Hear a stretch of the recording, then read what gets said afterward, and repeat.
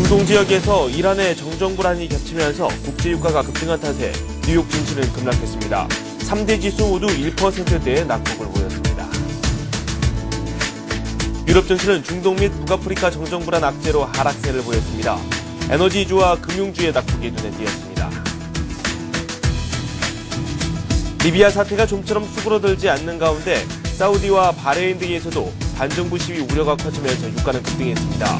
서부 텍사스산 원유는 99달러 63센트를 기록했습니다. 미국의 2월 ISM 제조업 지수는 61.4로 7년 만에 최고치를 기록했습니다. 미국의 경기 회복 속도가 빨라지고 있는 것으로 풀이됩니다. 지난 1월 미국의 건설 지출은 0.7% 줄어든 7,918억 2천만 달러를 기록했습니다. 두 달 연속 감소세로 호텔과 병원 건축 등이 줄고 비주거용 지출이 감소했기 때문으로 분석됩니다. 벤 버냉키 미국 연준 의장은 유가 상승이 인플레이션에 미치는 영향은 일시적일 것이라고 밝혔습니다.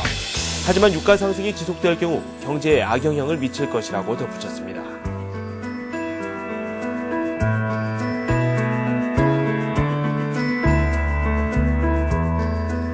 여러분 안녕하십니까. 굿모닝 센증시의 김종성입니다. 중동 지역과 북아프리카 지역이 사역고가 된 지 시간도 꽤 흘렀는데 이 사태가 좀처럼 수그러들지 않고 있습니다. 사태가 더 악화되고 있고 국제유가는 급등했습니다. 이에 대한 영향으로 미국 증시와 유럽 증시가 부진한 하루를 보냈습니다. 미국 증시 같은 경우는 3대 지수 모두 1%대의 낙폭을 보이기도 했습니다. 자세한 소식 살펴보도록 하겠습니다. 한맥투자증권 김관수 차장 전화 연결되어 있습니다. 안녕하세요. 네, 안녕하십니까. 네, 미 증시가 상당히 부진했어요. 자, 미 증시가 우리가 하루 쉬는 동안 반등을 줬지만 또 오늘은 급락의 모습으로 마감됐습니다. 조정폭이 좀 더 깊어지면서 양대 지수 모두 다 급락의 모습을 보여줬는데요. 다우는 168포인트 하락하면서 12,058로 이제 12,000선대에 턱걸이하는 그런 모습을 보여주고 있고 나스닥도 44포인트 하락하면서 2,700 초반까지 밀리는 그런 모습을 보여줬습니다. 가장 아시다시피 지금 하락의 원인은 중동발 불안이 여전히 시장을 이끌어내고 있습니다. 특히나 고유가가 장기간으로 이어질 수 있을 것이다라는 이런 불안감이 이어지면서 결국 인플레이션에 대한 우려감도 시장에서 계속적으로 나오고 있는 그런 모습을 보여주고 있죠. 특히나 오늘 중동 불안에서 가장 이슈는 사우디에서 탱크 출현으로 마이너스 7포인트대의 장중 루머로 인해서 급락을 보였다는 것도 그만큼 중동이 여전히 화약고임에는 틀림이 없는 그런 모습을 보여주고 있습니다.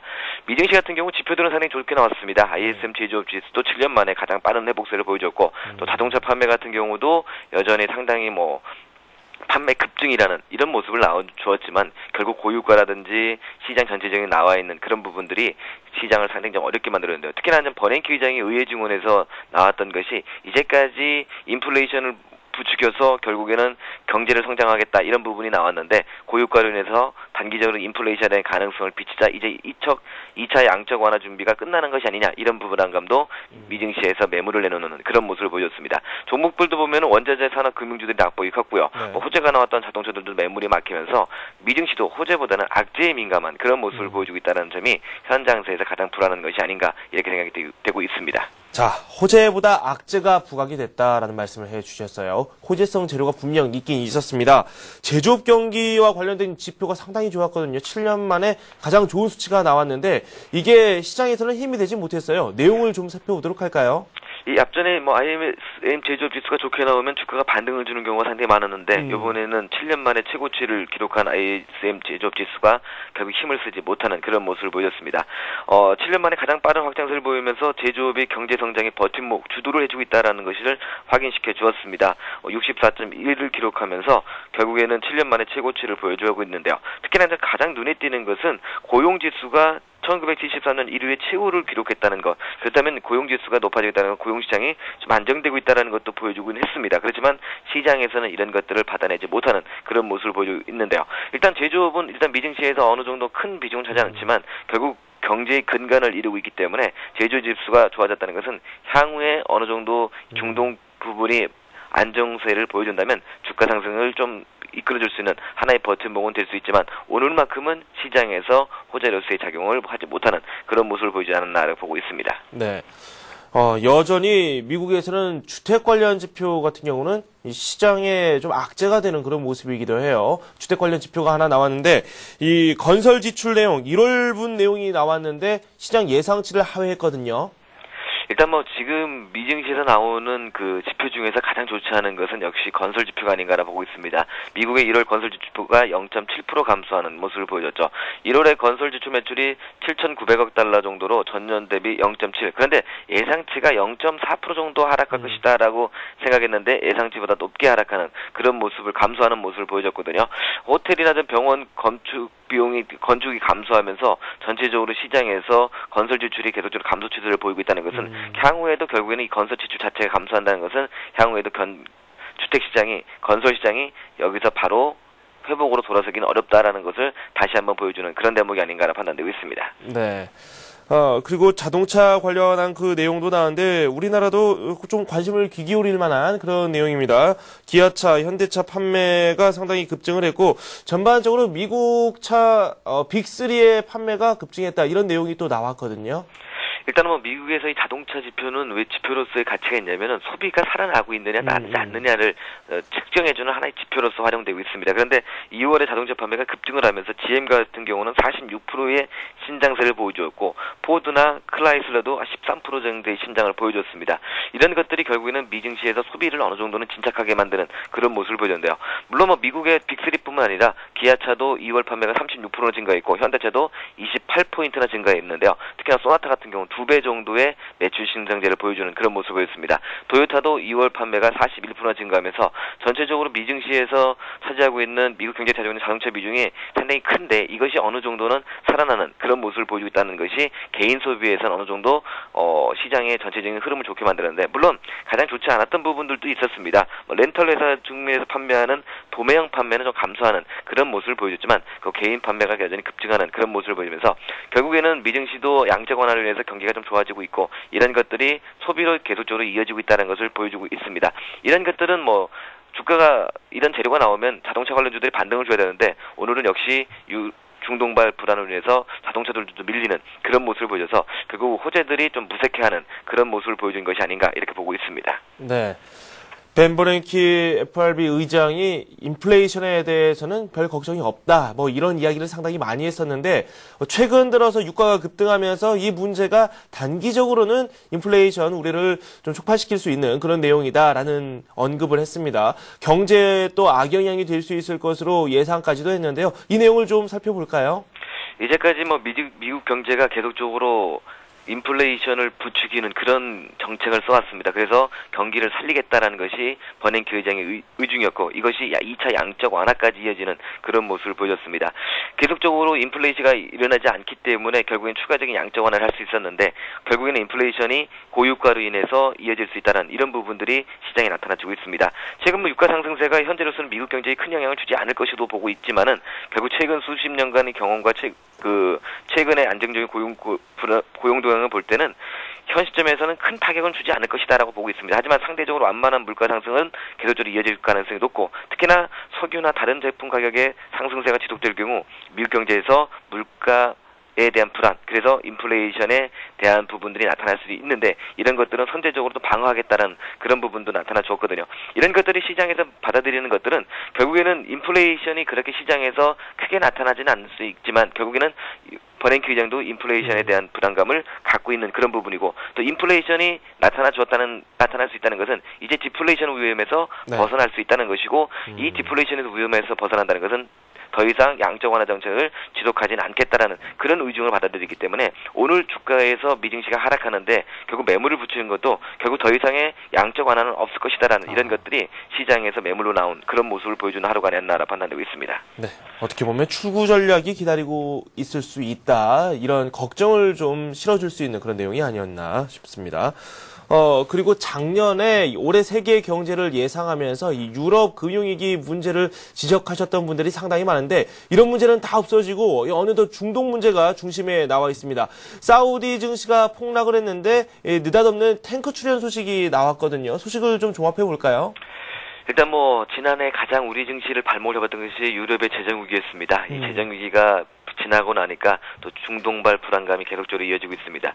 일단은 뭐 사우디아라비아 주시장에서 2008년 11월 이후 2년 만에 가장 큰 낙폭을 기록했습니다. 그것은 뭐 탱크 출현이라는 루머로 인해서 시장이 출렁였는데요. 물론 이것은 뭐 쿠웨이트 행사를 마치고 돌아가던 바레인 탱크였다 이런 루머로 진정이 되고 있지만 그만큼 사우디아라비아도 결국 이 정정 불안에서 벗어나지 못하는 그런 모습이 아닌가 판단되고 있습니다. 네. 결국 사우디아라비아 같은 경우도 350억 달러 정도로의 재정 지출을 하면서 결국에는 국민들의 안심을 하려고 하고 있지만 뭐 아시다시피 학자들에 비해서 입헌 군주제 도입을 요구하는 목소리도 나오고 있는 그런 모습이기 때문에 결국에는 사우디도 시장에서 어느 정도는 비켜나갈 수 없는 그런 부분이 아니겠는가 이렇게 보고 있습니다. 특히나 시아파가 주도하고 있는 바레인 그 소유 사태에서 보듯이 사우디아라비아도 석유 매장이 가장 풍부한 지역이 시아파가 거주하고 있는 동부 지역에서 그런 위기가 계속적으로 제기되고 있는데요. 물론 뭐 사우디아라비아도 된다 안 된다 이거는 모르겠지만 결국 중동 불안이 계속 시장을 억누르고 있다는 것을 다시 한번 확인시켜주는 그런 모습이 아닌가라 보고 있습니다. 네, 유럽 쪽 소식도 종합해 보도록 하겠습니다. 유럽 증시 역시 부진한 하루를 보냈습니다. 프랑스 증시가 1% 넘게 밀리는 모습이었는데요. 유럽 상황 종합해 보죠. 유럽 증시도 역시 뭐 중동발 불안감에서 벗어나지 못하는 그런 모습을 보여주고 있습니다. 북아프리카나 그 리비아의 사태가 계속적으로 시장에서 나타나주면서 국제유가가 거의 배럴당 100달러에 근접하는 그런 모습을 보여주고 있거든요. 그렇다면은 뭐 이런 그 고유가가 계속적으로 시장의 소비를 위축할 수밖에 없고 이런 소비 위축은 또 시장에서 전체적으로 그 매수 심리를 침체시킬 수밖에 없고 또 고유가에 대해서 기업들의 비용도 높아지는 그런 모습을 보여줄 수밖에 없기 때문에 그 유럽 증시도 결국에는 중동발 불안에서 약세를 보여줬는데 영국, 뭐 프랑스, 독일 모두 다 약세를 보이는 그런 모습으로서 유럽 증시나 미 증시나 역시 함께 중동발 불안에서 벗어나지 못하는 그런 모습이 아닌가라 보고 있습니다. 네, 국제 유가를 꼭 살펴봐야 될 것 같아요. 2년 내 최고치를 기록했습니다. 100달러 선을 또 위협하고 있는데요. 내용 한번 살펴보죠. 국제유가가 벌써 99.63달러까지 올라갔습니다. 이제 종가상 100달러가 이제 멀지 않은 그런 모습을 보여주고 있는데요.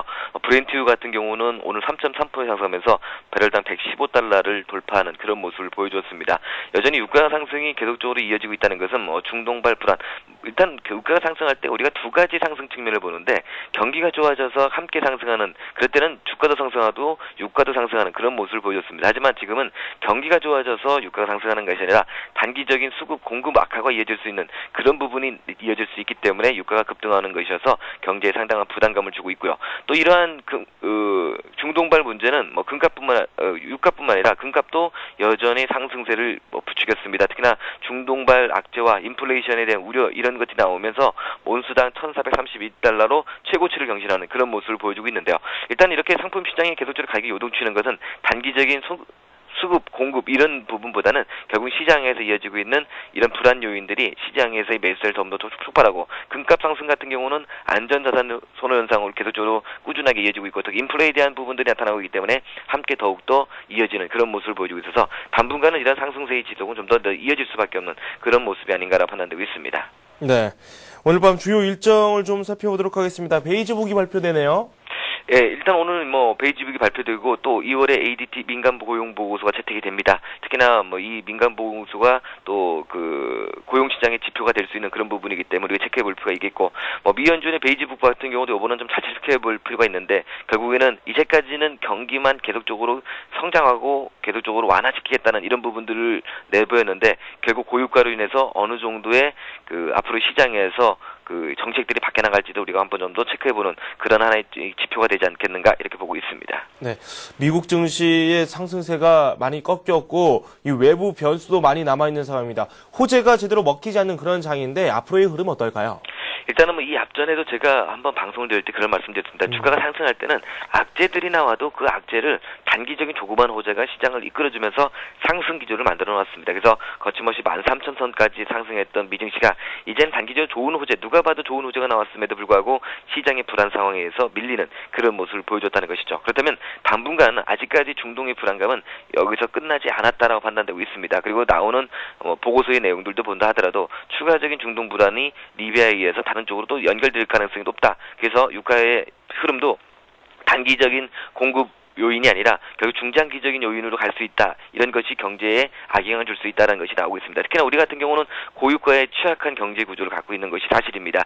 이런 부분들이 시장에서 나타나준다면 결국 전체적인 부담은 상당히 커질 수밖에 없는 부분이고요. 우리 증시도 결국에는 단기적으로 급락 이후에 반등은 주지만 반전의 모습을 아직은 보여주지 못하고 있습니다. 특히나 장중에는 플러스권을 돌려놓나 하더라도 후장에는 매물에 막히는 그런 모습을 보여주고 있는 것이 우리 증시의 모습이 아닌가라 판단되고 있습니다. 그래서 당분간 우리 증시도 여기에서 바로 시대를 돌려놓기 어렵기 때문에, 그리고 단기적으로 시장에 나오는 불확실성이 커지는 그런 위치에서 너무 서둘러서 매매하기보다는 안정된 매매 패턴으로 현 주가에 참여해주는 것이 필요하고, 안정된 매매라는 것은 뭐 말 그대로 주식보다는 현금 비중이 높게 현 장세를 지켜보는 것이 필요하지 않나 이렇게 판단되고 있습니다. 네, 알겠습니다. 지금까지 한맥투자증권의 김관수 차장과 함께했습니다. 고맙습니다. 예, 감사합니다.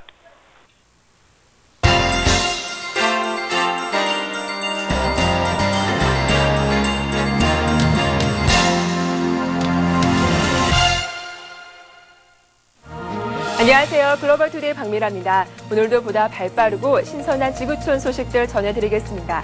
3월 2일 AP통신 주요 소식부터 출발합니다. 미국은 북한이 키 리졸브 훈련을 앞두고 밝힌 서울 불바다란 언급에 대해 부적절하다고 밝혔습니다. 만약 침략자들이 국지전을 떠들며 도발해온다면 세계는 일찍이 알지 못하는 우리 군대와 인민의 전면전 대응을 목격하게 될 것이다. 동시에 상상할 수 없는 전략과 전술로 온갖 대결 책동을 산산히 짓부셔버리는 서울 불바다전과 같은 무자비한 대응을 보게 될 것이다. 미국은 북한이 키 리졸브 및 독수리 한미 합동 군사 훈련에 대해 전면전과 서울 불바다전을 거론하며 도발적 언급을 하는 데 대해 부적절하다고 밝혔습니다. 필립 크롤리 국무부 공보 담당 차관보는 정례 브리핑에서 미국과 한국은 통상적인 합동 군사 훈련을 해왔고 이 훈련은 방어적 성격의 훈련이라고 강조했습니다. 크롤리 차관보는 북한은 지난 2월 14일 이 훈련 사실을 전달받은 바 있으며 북한의 도발적 발언은 부적절하다고 말했습니다. 리비아 곳곳에서 카다피 측과 반정부 세력 간의 교전이 계속되고 있습니다. 이에 미군의 항모가 재배치되는 등 서방 국가들의 군사적 개입 움직임이 시작됐습니다.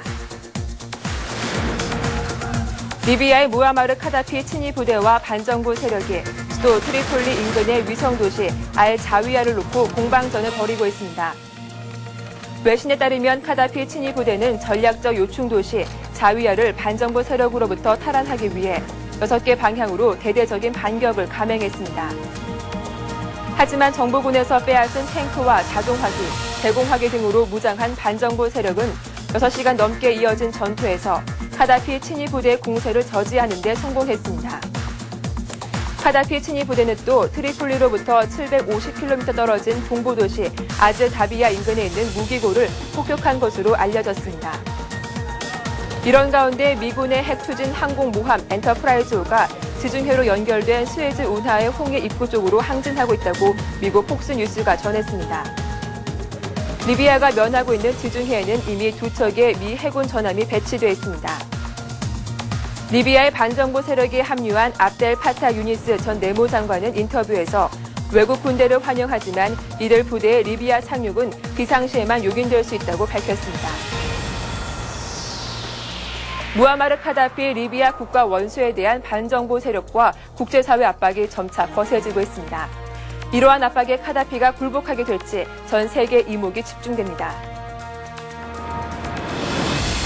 국제사회가 리비아에 대한 군사적 개입 등을 검토하고 반군이 정부군을 격퇴하며 승정보를 울리는 등 무아마르 카다피 세력에 대한 국내외 압박 공세가 거세지고 있습니다. 리비아 반군이 수도 트리폴리 외곽의 도시를 차례로 함락한 가운데 프랑스의 프랑스와 피용 총리는 리비아에 대한 군사적 개입 가능성을 시사했습니다. 피용 총리는 카다피가 스스로 물러날 수밖에 없다는 점을 깨우칠 수 있도록 하기 위한 모든 방안을 연구하고 있다며 군사적인 해결 방안도 고려하고 있다고 밝혔습니다. 미국과 유럽은 북대서양 조약기구의 공군력을 동원해 리비아의 비행 금지 구역을 설정하는 방안을 검토하고 있습니다. 그러나 카다피가 전투기로 반정부 시위대를 공격할 가능성을 차단하려는 이 조치는 유엔 안전보장 이사회 승인을 얻어야 실행될 수 있습니다. 또 유럽연합은 리비아에 대한 유엔 안보리의 제재 결의안이 채택된 지 이틀 만에 카다피 일가와 측근 인사에 대한 비자 발급 중단 및 자산 동결 조치를 결정했습니다. 튀니지 과도 정부를 이끌던 간누치 총리가 시위대의 퇴진 요구에 굴복해 사임한 데 이어 과도 정부 인사들의 사퇴가 잇따르고 있습니다. 유럽 야당의 지도자인 아메드 네지브 알체비 지역개발부 장관과 아메드 바라임 고등교육부 장관은 장관직을 사퇴하고 과도 정부에서 탈퇴하겠다고 선언했습니다. 체비 장관은 신임 총리 임명과 현 내각에 참여한 장관들의 대통령 출마를 금지하는 정부 조치에 불만을 갖고 퇴진한 것으로 알려졌습니다. 앞서 지난달 28일에는 아피프 첼비 산업기술부 장관과 누리 조위니 국제협력부 장관 등도 사퇴했습니다. 튀니지에서는 지난 25일 이후 시위 과정에서 보안군과 시위대 간 충돌이 발생해 3명이 숨졌으며 과도 정부에 참여하고 있는 장관들의 잇단 퇴진 이후 정정 불안은 가속화될 전망입니다. 대선 결과 불복으로 전국 혼란이 이어지고 있는 코트디부아르에서 정부군이 유엔 직원들에게 총격을 가했습니다. 대선 패배를 인정하지 않고 있는 코트디부아르의 로랑 그바그보 대통령 친위 병력이 무기 금수 조치 위반 여부를 조사하던 유엔 직원들에게 총격을 가했습니다. 유엔 직원들이 벨라루스가 2004년 발효한 유엔의 대코트디부아르 무기 금수 조치 위반 여부 조사를 위해 야모스쿠로 공항에 도착하자 정부군이 철수를 요구하며 총을 쐈습니다. 다행히 부상자는 없는 것으로 전해졌습니다. 반기문 유엔 사무총장은 벨라루스 정부는 지난달 27일 공격 헬기 한 대를 그바그보 대통령에게 제공했으며 이날 나머지 2대를 추가로 지급할 예정이었다고 밝혔습니다. 반 총장은 이와 관련해 벨라루스 정부와 그바그보 대통령을 비판하면서 이번 사태에 상응하는 조치가 취해질 것이라고 경고하고 유엔 안전보장이사회 긴급 회의를 요청했습니다. 그러나 벨라루스 외무부는 대변인을 통해 벨라루스는 안보리의 제재를 결코 어긴 적이 없다며 위반 혐의를 강하게 부인했습니다. 벨라루스의 공격 헬기 제공은 최근 코트디부아르의 아비장 지역과 서부 지역 내 교전이 치열해지면서 유엔이 내전 가능성까지 제기한 가운데 이루어진 것입니다. 중동 국가에서 민주화 운동이 확산되고 있는 가운데 오만과 예멘에서 경찰과 충돌해 시위 참가자 6명이 숨지는 등 격렬한 시위가 계속되고 있습니다. 오만 정부 산하 병원에 따르면 수도 소하르 등지에서 개혁을 요구하며 열린 시위를 진압하기 위해 경찰이 고무탄을 발포해 시위 참가자 6명이 숨졌습니다. 시위대는 소하르의 도로를 막고 슈퍼마켓 하나를 불태우는 등 격렬한 시위를 벌였다고 목격자들이 전했습니다. 같은 날 예멘에서는 야권 7개 정파 연합체인 조인트 게더링이 시위 동참을 선언하고 대규모 반정부 시위를 벌이겠다고 밝혔습니다. 이들을 비롯한 주요 야당 세력은 그간 관망적 자세를 지켜왔으나 이번에 시위에 합류했습니다. 이에 한 전문가는 그들이 거리의 시민들에 합세하면 정권 운명을 신속히 결정하게 될 것이라고 전망했습니다. 예멘에선 수도 사나를 비롯해 타이즈, 아덴 등지에서 수십만 명이 참가하는 등 이번 사태 들어 최대 규모 시위가 이어졌습니다. 이란에서 야권 지도자 석방 촉구 시위가 열리던 도중 시위대와 경찰이 충돌했습니다. 시위대는 보안 당국에 체포된 것으로 알려진 이란의 야권 지도자 미르 호세인 무사비 전 총리, 메어디 카루비 전 의회 의장이 석방을 촉구하며 반정부 구호를 외쳤습니다. 시위는 테헤란대 인근과 아자디 광장, 엥겔랍 광장 등지에서 동시다발적으로 열렸습니다. 경찰은 곧바로 최루가스를 쏘고 곤봉으로 폭행하며 시위대를 강제 해산시켰다고 외신은 전했습니다. 이란 개혁 진영은 가족들의 말을 인용해 무사비와 카루비가 당국에 체포돼 테헤란 해시마티 교도소에 수감됐다고 주장하고 있습니다. 하지만 이란 정부는 이들이 여전히 가택연금 상태이며 당국에 체포된 사실이 없다고 부인하고 있습니다. 무사비와 카루비는 모두 2009년 대통령 선거에 출마했다가 아마디 레자드 현 대통령에게 패배한 뒤 부정선거 의혹을 제기하며 반정부 시위를 주도해온 개혁파의 핵심 인물입니다.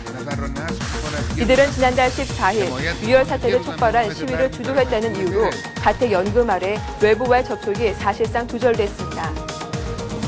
이란 보수 진영에서는 이들이 반혁명 세력을 주도하고 있다며 교수형에 처해야 한다고 주장해왔습니다. 이란 개혁파는 무사비와 카루비의 즉각 석방을 촉구하는 한편 이들이 석방될 때까지 매주 화요일 시위를 벌이겠다고 밝혔습니다.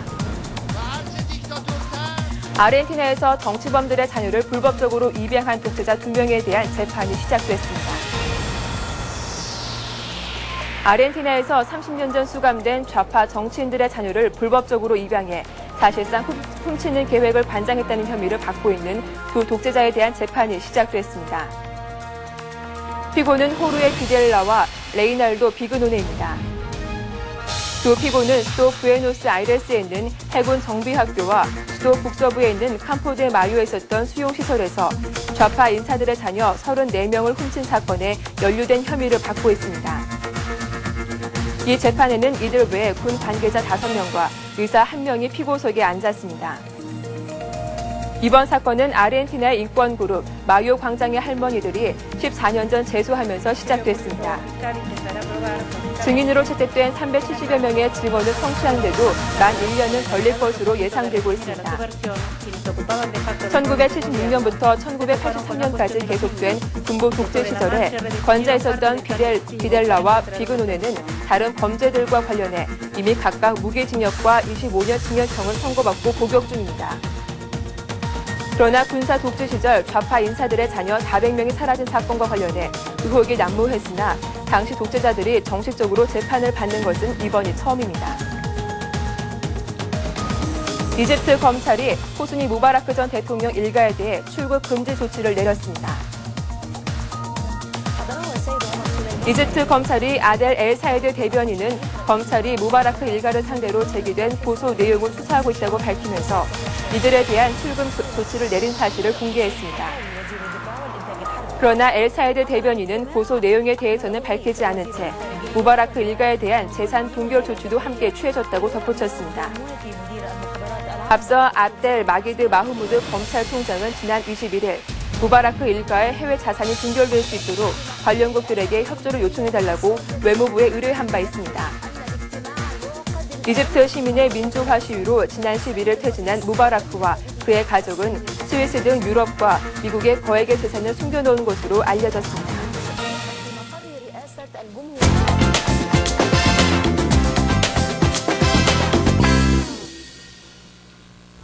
지난주 뉴욕타임즈에 소개돼 화제가 된 집이 있습니다. 아주 작고 또한 저렴한 집인데요.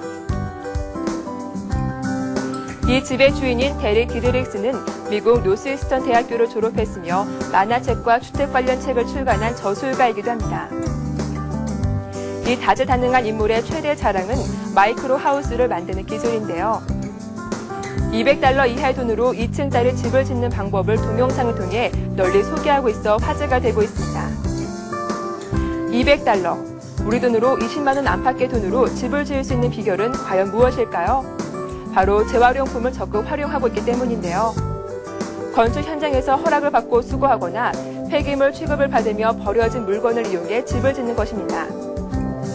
테이블은 세탁기를 잘라 만들었으며 밝은 햇살이 들어오는 창은 다양한 색상의 와인병을 이용해 만든 건데요. 프라이팬과 깡통을 이용한 난방 시설도 갖추어져 있습니다. 엄청난 뱃살에도 불구하고 유연한 묘기를 부리는 캐나다 거구 고개사가 있습니다. 뚱뚱해도 유연할 수 있다는 걸 몸소 보여주고 있습니다. 캐나다 엘버타주 에드먼턴 지역에 살고 있는 맷 알라딘은 체중이 200kg에 달하는 거구지만 남들보다 유연한 몸으로 사람들에게 웃음을 주고 있습니다. 그는 스스로를 세계 최고 비만 고개사라고 부르는데요. 약 10여 년 전 에드먼턴 프린지 축제 거리 공연으로 고개사를 시작한 그는 발을 들어 발바닥을 얼굴에 댄다거나 꽁꽁 묶은 구소복에서 몸을 비틀어 벗어나는 묘기 등을 선보이고 있습니다. 짐 로스 서커스단 소속인 그는 그동안 팬맨, 파워맨, 빅맷 등으로 불려왔습니다. 현재 자신의 일을 사랑한다는 맷은 뚱뚱한 몸에도 불구하고 유연함을 자랑하며 자신의 일을 즐기고 있습니다.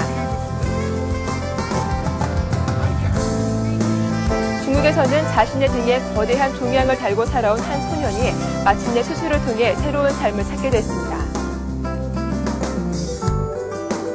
무려 자신의 몸무게의 3분의 1에 해당하는 종양 덩어리를 등 뒤에 달고 10여 년을 살아야 했던 한 소년이 수술을 통해 새 삶을 찾게 됐습니다. 중국 윈난성의 외과 의료진이 5시간에 걸친 대수술 끝에 10대 소년의 등 뒤에 있었던 거대한 종양을 성공적으로 제거했다고 전했습니다. 이 소년은 태어난 지 얼마 되지 않았을 때부터 등 뒤에서 종양이 천천히 자라기 시작했습니다. 이번 수술을 받기 전까지 종양은 18.7kg이라는 엄청난 크기까지 자라 위험한 상태였는데요. 이 소년의 부모는 아들이 태어난 지 3개월쯤 됐을 때 허리 부위에서 콩알 2개 크기의 종양이 발견됐지만 당시 의사는 종양이 나중에 스스로 사라질 수 있다며 아무런 문제가 되지 않는다고 말했습니다. 하지만 그 종양은 점점 커져 마침내 등 전체에 샌드백처럼 커져버렸는데요. 종양으로 인해 학교에서도 불편한 생활을 겪은 이 소년은 이번 수술로 마침내 거대한 종양으로부터 자유로워질 수 있게 됐습니다. 도로 한가운데서 새끼 돼지에게 젖을 물리는 어미 돼지 모습이 포착됐습니다. 동물의 모성애가 느껴지는 훈훈한 사진 함께 만나보시죠. 영국 일간지 데일리 메일은 도로 중앙에서 8마리 새끼에게 젖을 물리는 어미 돼지 모습을 공개했습니다. 이 사진의 사진작가인 미셸은 이탈리아 여행 도중 돼지 일행을 만났다고 말했습니다. 그녀가 어미 돼지를 만났을 때 어미 돼지는 눈을 감고 서 있었다며 자신이 다가서서 사진을 찍어도 움직이지 않았다고 덧붙였습니다. 어미 돼지는 약 5분 동안 젖을 물린 후 새끼들을 이끌고 다시 가던 길을 재촉해 갔다고 말했습니다. 미셸은 다른 곳에서 느낄 수 없는 독특한 광경이었다고 전했습니다.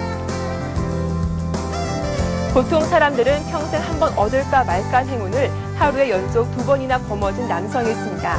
이 남성은 세상에서 가장 운 좋은 남자로 회자되고 있습니다. 미국 사우스캐롤라이나 주에 사는 이름이 공개되지 않은 이 남성은 최근 하루에 복권 2장에 연달아 당첨되는 짜릿한 행운을 잡았습니다. 이 남성은 블랙티켓이란 복권에 당첨돼 20만 달러가 넘는 당첨금을 받으러 부인과 함께 콜롬비아주로 가는 중이었습니다. 문득 자신의 운을 시험해보고 싶었던 남자는 은행 바로 앞 슈퍼마켓에서 즉석 복권 한 장 사서 긁었습니다. 놀랍게도 이 복권은 $10,000에 당첨됐는데요. 블랙티켓 복권에 당첨될 확률은 5만 분의 1 정도이며 즉석 복권에 당첨될 확률은 12만 분의 1도 안 된다고 합니다. 더욱이 같은 날 2종류의 복권에 연속 당첨된 건 가히 기적적인 확률이라고 전했습니다.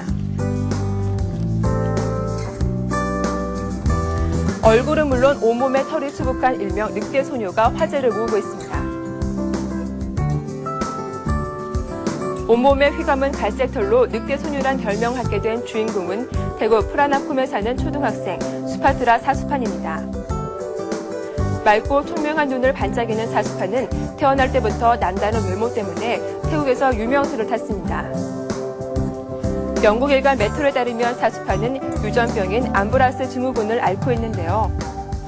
전 세계적으로 환자가 50명 남짓에 불과한 희귀병 때문에 이 소녀는 매일같이 자신의 외모로 고생하고 있습니다.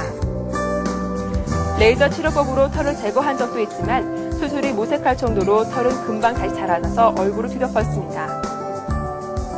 고민 끝에 소녀는 치료를 포기하고 태어난 그대로의 얼굴을 받아들이기로 했습니다.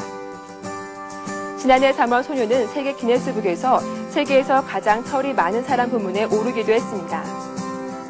사수판은 자신의 외모를 현재 인정하며 오히려 자신 같은 희귀병을 치료하는 의사가 되고 싶다는 꿈을 밝혔습니다. 오늘 글로벌 투데이에서 준비한 소식은 여기까지입니다. 보다 생동감 넘치는 소식으로 내일 다시 인사드리겠습니다. 고맙습니다.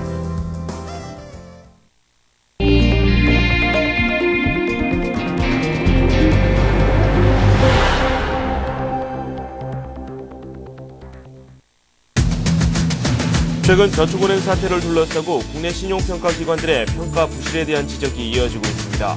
잘못된 신용평가로 피해는 고객들이 입고 있습니다. 이명박 대통령이 3.1절 경축사에서 열린 마음으로 북한과 대화할 준비가 돼 있다고 밝혔습니다. 정책 문제를 압박과 포용해 투트랙으로 풀어가려는 의지로 풀이됩니다. 최근 들어 증시가 깊은 조정을 보이면서 공모주 시장도 급격하게 얼어붙고 있습니다. 3월 들어 기업 공개 계획이 있는 업체가 단 한 곳도 없는 것으로 알려졌습니다. 우리나라의 연구개발 투자 규모가 올해 사상 처음 50조 원을 넘어설 것으로 보입니다. 여전히 R&D에서 정부 비중이 크게 낮고 대학과 연구소의 정부 의존도가 높다는 지적입니다. 연간 2천억 원을 넘는 온라인 음악 다운로드 시장에 참여하는 거의 모든 업체들이 가담한 대규모 담합 사건이 적발됐습니다. 공정위는 15곳에 대해 188억 원의 과징금을 부과했습니다. 네, 김지아 기자와 함께하도록 하겠습니다. 어서 오세요. 안녕하세요. 요즘 저축은행 관련해서 저희가 뉴스를 상당히 많이 전해드리고 있는데 이 책임이 저축은행뿐만 아니라 이 저축은행을 평가하는 신용평가사들의 문제도 있다 이런 이야기가 나오고 있거든요. 네, 저축은행 사태로 말미암아서 신용평가 기관들의 이 평가 능력이 도마 위에 오르고 있습니다. 네. 국내 3대 신용평가사인 한국신용평가, 한국기업평가, 한국신용정보평가는 최근 경영위기를 겪고 있는 저축은행과 기업들에 대해 한결같이 신뢰할 수 없는 평가를 내려온 것인데요. 예를 들어 얼마 전 영업 정지를 당한 부산저축은행의 경우 2달 전까지만 해도 원리금 지급 능력에 문제가 없다는 평가를 내렸던 신용평가 기관인 한국기업평가는 상황이 악화되자 급격히 말을 바꾸기도 했습니다. 네네. 이와 같은 신용평가 기관의 부실평가 때문에 이를 믿고 투자했던 고객들은 고스란히 피해를 입고 있습니다. 최근 워크아웃 절차를 받기 시작한 지능기업은 효성그룹 계열사인데요. 네. 이 회사의 기업어음은 지난 1월 14일까지만 해도 한기평으로부터 적기 상환 능력이 양호하다는 A3 등급을 부여받았습니다. 하지만 지능기업은 불과 한 달 뒤인 2월 11일 부도위기에 직면해 워크아웃을 신청했습니다. 네.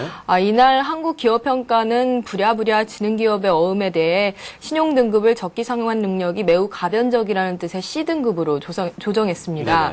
이 같은 사례는 또 있는데요. 지난해 말 대한해운이 발행할 예정이었던 400억 원 규모의 회사채에 대해서 한국신용평가와 한국신용정보평가는 이견 없이 안정적이라는 등급의 BBB 플러스 등급을 부여했습니다. 하지만 대한해운은 아시다시피 지난 1월 25일 법정 관리를 신청했고요. 두 신용평가사는 슬그머니 회사채 등급을 채무 불이행으로 낮췄습니다. 심지어 두 회사는 대한해운에 대한 과거 신용평가 기록마저 홈페이지에서 검색할 수 없게 해서 이런 잘못된 평가 기록을 은폐하려 한다는 비난까지 받고 있습니다. 이처럼 엉터리 신용평가를 내리는 이유는 이들이 신용평가를 내려야 하는 기관들에 의지하는 수익 구조 때문이라는 게 관계자들의 설명입니다. 다시 말해서 고객이 원하는 대로 등급을 매긴다는 거죠. 수익의 90%가 신용평가 대상들의 의뢰비에 의존하고 있다는 겁니다. 객관적으로 신용등급을 매겼다가 의뢰 기업이 거래를 철회하면 회사 수익에 상당한 타격이 불가피한 구조입니다. 즉 신용평가를 내려야 하는 기관이 신용평가를 받는 기관에 종속돼 버리는 셈이죠. 따라서 객관적인 평가보다 의뢰 기업이 원하는 입맛에 맞춰서 평가해주는 사례가 빈번하게 발생하는 겁니다. 또 신용평가사들은 약관 조항에 주관적 평가라든가 참고할 사항 등의 단서 조항을 붙여서 투자의 책임은 본인들이 아니라 투자자라는 사실을 명시함으로써 책임을 회피하고 있습니다. 신용평가사들이 약관 조항을 방패 삼아 책임을 회피한다는 비판에서 자유로울 수 없는 이유입니다. 때문에 최근 국내외 투자자들 사이에서는 신용평가사들의 신용평가 자료보다 증권사들이나 투자은행의 자료를 더욱 신뢰하는 분위기입니다. 금융권 관계자들은 신용평가사들이 스스로 자구 노력을 하지 않는다면 금융시장에서 생명처럼 소중한 신뢰를 잃게 될 가능성이 높다고 지적하고 있습니다. 이 모든 것이 다 그렇지는 않겠지만 신용평가가 돼야지 평가 부탁이 되어서는 또 안 되겠죠. 좀 그렇죠. 개선이 필요한 부분이 아닌가 싶습니다. 그리고 이명박 대통령이 3.1절 경축사에서 북한에게 이 대화 의지를 표현했습니다. 어떤 내용인지 자세히 살펴보도록 하겠습니다. 네, 이명박 대통령이 어제 3.1절이었죠. 경축사에서 언제든 열린 마음으로 북한과 대화할 준비가 되어 있다고 대화 의지를 표명했습니다. 앞서 세 차례 이 대통령의 대북 관련 발언에 비해서 진전된 뉘앙스라고 할 수 있겠는데요. 이처럼 이 대통령이 근자에 들어 대북 관계에 대해 유화적인 발언을 발언의 수위를 높여가는 것은 북핵 문제를 안보와 포용이죠. 투트랙으로 풀어나가려는 정책 전환의 의지로 받아들여지고 있습니다. 네네. 아울러 이 대통령은 집권 4년 차를 맞아 비핵 개방 3천과 그랜드 바겐 등 MB 정부의 대북 정책에 대한 국민들의 지지는 어느 정도 확보를 하고 있지만 남북 경색이 길어지고 있는 상황에 대한 국민들의 불만이 높다는 점을 주목해서 남북 관계에 해빙이 필요하다는 현실을 인식하기 시작한 것으로 풀이됩니다. 이 대통령은 이날 지금이야말로 새로운 한반도의 미래를 열어갈 적기라고 밝혔는데요. 이는 기본적으로 북한의 변화를 제재로 한 남북대화라는 이 대통령의 기존 입장을 되풀이하면서도 한 것이긴 한데 청와대는 남북 대화의 조건은 충족돼야 하지만 정부가 이전보다 좀 더 진일보한 자세를 나타낸 것이라고 말하면서 이 대통령의 발언에 진일보라는 의미를 덧칠했습니다. 이 대통령의 투트랙 전환엔 정치적 세법도 담겨 있는 것으로 보입니다. 임기 2년을 남겨둔 상황에서 올해를 성과 없이 넘기면 총선과 대선이 있는 내년에는 대화의 동력이 줄어드는 만큼 북한의 조속한 태도 변화를 통한 남북관계 개선을 촉구한 것으로 해석되는 겁니다. 이 대통령의 이 같은 유화적인 태도가 남북관계의 해빙을 앞당길지 주목이 되고 있습니다. 이 대통령이 이런 의견을 밝혔지만 북한은 여전히 방송을 통해서 거침없는 의견을 쏟아내고 있습니다. 요즘 증시 조정이 좀 깊어지고 있습니다. 연중 최저점을 잇따라 경신하고 있고요. 1930포인트대까지 내려왔는데 2100선을 노리던 게 바로 엊그제 같은데 좀 진폭이 큰 것 같습니다. 이렇게 증시가 좀 얼어붙으면서 공모주 시장 역시 얼어붙고 있다. 이런 소식이 또 들려오고 있거든요. 예, 요즘 증시 상황이 아주 안 좋죠. 이 때문에 공모주 시장도 꽁꽁 얼어붙고 있다는 소식입니다. 통상 기업들이 상장하기 위해서는 공모주 청약 한 달 전에 증권 신고서를 금융감독원에 제출해야 하는데요. 최근 기업 공개 움직임을 보이는 업체가 급속히 줄어들고 있습니다. 증시 상황이 나빠지자 기업들이 공모 일정을 늦추기 때문인 것으로 보입니다. 현재 거래소를 통해 IPO, 그러니까 기업 공개죠. 예비심사 승인을 받은 기업은 모두 8곳에 달하는데요. 하지만 이 가운데 공모주 청약을 위한 증권 신고서를 제출한 기업은 아직 한 곳도 없습니다. 특히 이들 가운데서 LIG 마스터 기업 인수 목적, 골든브릿지 제이로 기업 인수 목적 등 두 기업 인수 목적 회사, 즉 스펙이죠. 이 두 곳을 제외한 6곳이 이미 지난해 예비심사 승인을 마쳤다는 점을 감안하면 상당수 기업들이 공모 일정을 늦추고 있는 셈입니다. 현재 예비심사 청구 상태인 기업들의 경우 가장 빠른 심사일이 오는 10일인 점을 고려할 때 기업 공개 일정을 아무리 빨리 소화한다고 해도 다음 달 중순까지 기업 공개에 나서는 게 사실상 불가능합니다. 기업 공개를 위한 예비심사를 통과하고도 공모 일정을 늦추면서 3월에 이어 4월까지 무려 2달간이나 공모주 청약이 아예 없는 사태가 발생할 가능성이 높아지고 있는 겁니다. 물론 일반적으로 12월 결산 기업 중에 대다수가 2월까지 결산을 마치고 예비심사를 청구한다는 점에서 3, 4월은 전통적인 기업 공개 비수기로 분류됩니다. 그러나 글로벌 금융위기 직후인 지난 2009년에는 3곳이 기업 공개를 실시했고 지난 3월에는 6곳이 공모에 나선 점을 감안하면 이달 공모주가 전무한 상황은 상당히 이례적입니다. 증권업계에서는 최근 중동 사태 등 외부 악재로 증시 상황이 급속도로 악화되면서 기업들이 공모를 굳이 서두르지 않으려고 하는 것으로 분석하고 있습니다. 이런 사례가 있었는데요. 지난해 12월 22일 예비심사 승인을 받은 리딩 밸류 제이로 기업 인수 목적의 경우 지난 15일 현재 여건이 회사 가치를 적절히 평가받기 어렵다는 이유로 공모를 철회하기도 했습니다.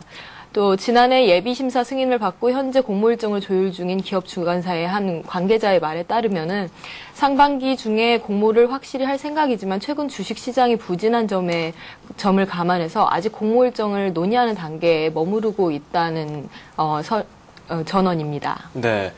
그리고 올해 국가 R&D 투자가 50조가 넘어섰다고 합니다. 이 내용을 놓고 봤을 때는 향후 얻을 수 있는 과실에 대한 기대가 커지는데 이 문제가 너무 정부 주도로 이루어지고 있다는 점이 지적받고 있어요. 예, 그렇습니다. 우리나라 연구개발 투자죠. R&D 투자 규모가 사상 처음으로 50조 원을 넘어설 전망입니다. 교육과학기술부가 정부 R&D 예산 현황과 민간기업 R&D 투자 계획을 취합해 발표한 자료에 따르면 올해 정부와 민간을 합친 국가 R&D 투자 규모는 총 52조 5천억 원으로 추정됐습니다. 이는 지난해 47조 2천억 원에 비해 11.2% 증가한 것으로 국가 R&D 투자 규모가 처음으로 50조 원을 돌파한 겁니다. 하지만 국가 R&D에서 정부가 차지하는 비중이 선진국에 비해 크게 낮고 대학과 연구소의 정부 예산 의존도가 높아서 정부 투자 확대와 민간 재원 활용도를 높여야 할 것으로 지적되고 있습니다. 이중 민간 기업이 투자하는 금액은 37조 6천억 원으로 비중이 71.7%에 이릅니다. 특히 올해 민간의 R&D 투자는 전년 대비 12.5% 증가해 최근 4년간 가장 높은 증가율을 보일 것으로 전망됩니다. 경기 회복에 따라 기업들이 미래 성장 동력 확보를 위해서 R&D 투자를 대폭 늘린 것 때문입니다. 늘린 탓입니다. 정부는 지난해에 비해 8.7% 늘어난 14조 9천억 원을 투자할 계획인데요. 정부 R&D 투자는 최근 4년간 연평균 10.3% 증가하고 있습니다. 그런데 이게 국가 R&D에서 차지하는 비중이 너무 낮습니다. 28.3%에 불과한데요. 프랑스는 41.5%, 영국은 36.8%, 미국은 32.7%인 걸 감안하면 너무 낮은 셈이죠. 정부 R&D 투자가 더욱 확대되는 동시에 민간 재원의 활용이 보다 다양해질 필요가 있다는 지적입니다. 온라인 음원업체들의 담합 사실이 포착됐습니다. 공정위가 과징금을 부과했다고 하는데요. 내용을 좀 살펴보도록 하겠습니다. 그동안 음원 사이트에서 무제한 다운로드를 받아본 적이 없으셨죠? 그게 다 이유가 있다는 지적인데요. 그동안 대규모 온라인 음원 업체들의 대규모 담합이 있어왔다는 사실이 적발됐습니다. 공정거래위원회는 온라인 음악 서비스의 가격과 상품 규격을 담합한 6개 사업자에 128억 원의 과징금을 부과하고 이 중 5개 업체 및 3명의 대표이사에 대해서는 검찰 고발 조치를 내렸습니다. 또 음원 공급 조건을 담합한 소니뮤직과 SM 엔터테인먼트 등 13개 음원 유통 사업자에 대해서도 60억 원의 과징금을 부과했습니다. 연간 2천억 원이 넘는 온라인 음악 다운로드 시장에 참여하는 거의 모든 업체들이 가담한 대규모 담합 사건이 적발된 겁니다. 6개 온라인 음악 서비스 업체들은 소비자들에게 유리한 무제한 다운로드 서비스를 하지 않기로 담합하는 대신 판박이 상품을 똑같은 가격에 팔았습니다. 또 음원 업체들은 음원 가격이 떨어지는 것을 막기 위해 일정 가격 이상으로 음악을 파는 서비스 업체에만 음원을 제공하는 담합 행위를 했습니다. 업체별 과징금 규모는 멜론을 운영하는 로엔 엔터테인먼트가 95억 7,900만 원으로 가장 컸고 SK텔레콤은 19억 6,400만 원, 엠넷미디어가 19억 7,800만 원 등이었습니다. 공정위는 담합을 주도한 SK텔레콤과 로엔, KT뮤직, 엠넷미디어 등 5개사와 로엔, KT뮤직, 엠넷미디어의 대표이사를 검찰에 고발했습니다. 공정위에 따르면 온라인 음악 서비스 업체들은 2008년 2월부터 재생기기 기간에 상관없는 음악 파일 유통이 허용되자 과열 경쟁으로 인한 가격 하락을 막기 위해 담합을 주도한 것으로 보입니다. 이들은 상품 규격과 가격을 담합하고 특히 무제한 다운로드, 아까 말씀드린 무제한 다운로드 상품 같은 경우는 아예 출시하지 않았습니다. 또 음원 유통 사업자들도 음원 가격의 하락을 막기 위해 같은 해 6월 무제한 서비스 업체에는 음원을 공급하지 않고 곡수 제한이 있는 업체에 대해서만 음원을 공급했습니다. 담합에 가담하지 않았던 소리바다는 당시 무제한 다운로드 상품을 4,000원에 판매하고 있었으나 결국 판매를 중단하고 담합 업체들과 같은 상품을 출시했습니다. 이번 사건을 공정위에 고발한 경제정의 실천 시민연합은 담합 처벌 발표를 계기로 디지털 음원의 고질적인 문제인 불공정한 수익 배분 체계가 개선돼야 한다고 말했습니다. 네, 알겠습니다. 김지아 기자와 지금까지 오늘의 이슈앤 이슈 주요 내용 살펴봤습니다. 고맙습니다. 감사합니다. 네. 하루 휴장을 한 이후 우리 증시 어떤 모습을 보일까요? 1930선까지 내려온 우리 증시의 모습입니다. 연중 저점을 확인하고 있습니다. 지난 월요일 같은 경우는 거래량과 거래 대금이 올 들어 사상 올 들어 최저치를 기록했다고 하는데요. 그만큼 투자 심리가 많이 위축된 것으로 풀이가 되고 있습니다. 오늘 우리 증시 투자 전략과 함께 향후 전망에 대한 이야기를 출발 센 증시에서 나눠보도록 하겠습니다. 출발 센 증시에서 다시 찾아뵙겠습니다.